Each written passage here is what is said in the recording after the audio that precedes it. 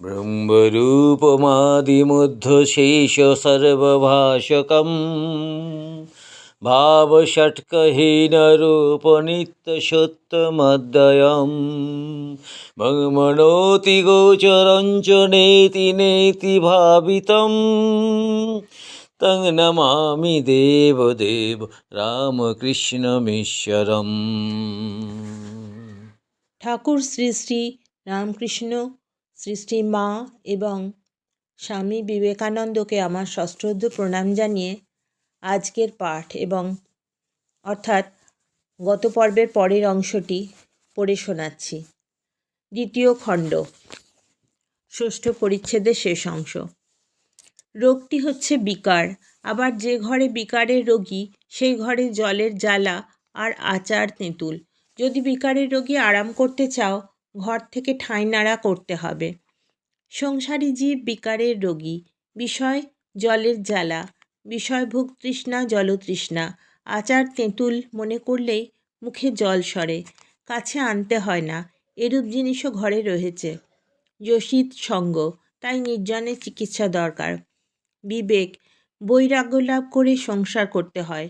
সংসার সমুদ্রে কাম ক্রোধাদি কুমির আছে। হলুদ গায়ে মেখে জলে নামলে কুমিরের ভয় থাকে না। বিবেক বৈরাগ্য হলুদ, সদা সৎ বিচারের নাম বিবেক। ঈশ্বরই সৎ, নিত্যবস্তু, আর সব অনিত্য, দুদিনের জন্য। এইটি বোধ আর ঈশ্বরে অনুরাগ, তাঁর উপর টান, ভালোবাসা। গোপীদের কৃষ্ণের উপর যেরূপ টান ছিল।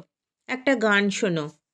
বংশী বাজিল ওই বিপিনে, আমার তো না গেলে নয়, শ্যাম পথে দাঁড়ায়ে আছে, তোরা যাবি কি না যাবি বল গো। তোদের শ্যাম কথার কথা, আমার শ্যাম অন্তরের ব্যথা সই। তোদের বাজে বাঁশি কানের কাছে, বাঁশি আমার বাজে হৃদয় মাঝে। শ্যামের বাঁশি বাজে বেড়াও রাই, তোমা বিনা কুঞ্জের শোভা নাই।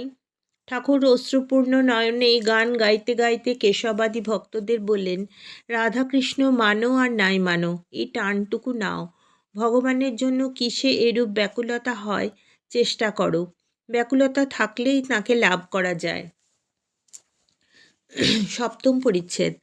ভাঁটা পড়িয়াছে, আগ্নেয়পথ কলিকাতাভিমুখে দ্রুতগতিতে চলিতেছে। তাই পোল পার হইয়া কোম্পানির বাগানের দিকে আরও খানিকটা বেড়াইয়া আসিতে কাপ্তেনকে হুকুম হইয়াছে। কতদূর পর্যন্ত জাহাজ গিয়াছিল অনেকেরই জ্ঞান নাই। তাহারা মগ্ন হইয়া শ্রীরামকৃষ্ণের কথা শুনিতেছেন। কোন দিক দিয়া যে সময় যাইতেছে হুঁশ নাই। এইবার মুড়ি নারকেল খাওয়া হইতেছে।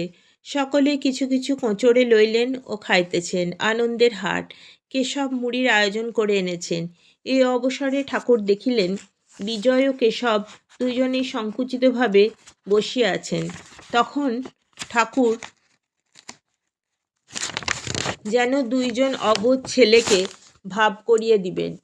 সর্বভূত হিতে রত শ্রীরামকৃষ্ণ কেশবের প্রতি, ওগো এই বিজয় এসেছেন, তোমাদের ঝগড়া বিবাদ যেমন শিব ও রামের যুদ্ধ।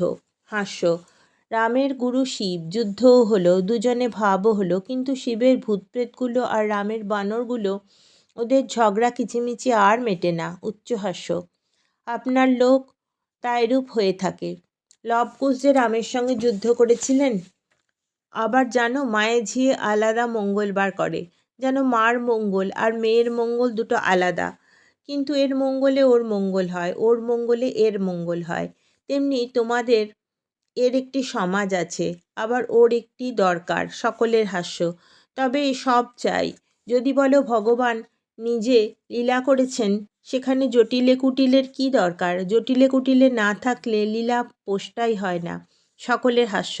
জটিলে কুটিলে না থাকলে রগড় হয় না। উচ্চহাস্য। রামানুজ বৈশিষ্ট্যাদ্বৈতবাদী, তার গুরু ছিলেন অদ্বৈতবাদী। শেষে দুজনে অমিল। গুরু শিষ্য পরস্পর মত খণ্ডন করতে লাগলো। এরূপ হয়েই থাকে। যাই হোক, তবু আপনার লোক। কেশবকে শিক্ষা। অষ্টম পরিচ্ছেদে আমরা দেখতে পাচ্ছি গুরুগিরি ও ব্রাহ্ম সমাজ। গুরু এক সচ্চিদানন্দ। সকলে আনন্দ করিতেছেন। ঠাকুর কেশবকে বলিতেছেন, তুমি প্রকৃতি দেখে শিষ্য করো না, তাই এইরূপ ভেঙে ভেঙে যায়। মানুষগুলি দেখতে সব একরকম, কিন্তু ভিন্ন প্রকৃতি। কারো ভিতর সত্ত্বগুণ বেশি, কারো রজগুণ বেশি, কারো তমগুণ।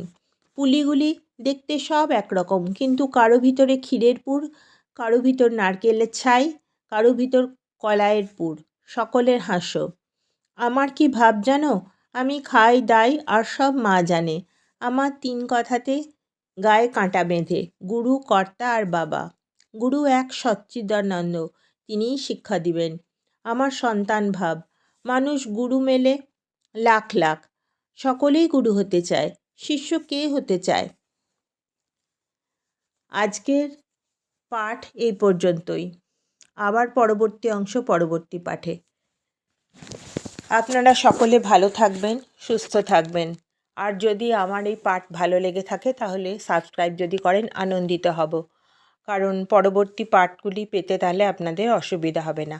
আর একটা কথা, এই স্ক্রিনের নিচে যে লেখাগুলি আসছে ওই লেখাগুলির মধ্যে কিন্তু ভুল আছে। ওই লেখাগুলি আমি দিইনি, ওগুলো ইউটিউব থেকে দেওয়া হয়েছে। নমস্কার। সর্বধর্মকোবিদম ত্যাগি গেহি সব্য নিত্য পাবনং কৃপাঙ্কজম ত্বং নমামি দেবদেব রামকৃষ্ণমীশ্বরম ত্বং নমামি দেবদেব রামকৃষ্ণমীশ্বরম ত্বং নমামি দেবদেব রামকৃষ্ণমীশ্বরম।